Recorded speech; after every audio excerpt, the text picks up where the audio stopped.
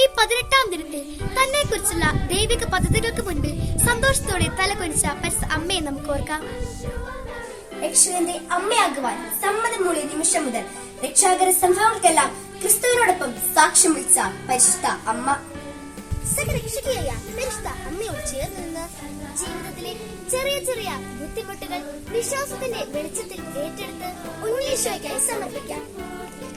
ഇതാ കർത്താവിന്റെ ദാസി, നിന്റെ വാക്ക് എന്നിൽ നിറവേറട്ടെ എന്ന തിരുവചനം ധ്യാനിച്ച് എന്റെ ഉണ്ണീശോയെ എന്റെ മേൽ കരുണയായിരിക്കണമേ എന്ന സുഹൃത്ത് ജപം ഉരുവിട്ട് മറ്റുള്ളവരുടെ നല്ല പ്രവൃത്തികൾ കണ്ടെത്തി അവരെ ആത്മാർത്ഥമായി അഭിനന്ദിക്കുക എന്ന പുണ്യപ്രവൃത്തി ചെയ്ത് ഉണ്ണീശോയ്ക്ക് ഒരു കുട്ടി വാച്ച്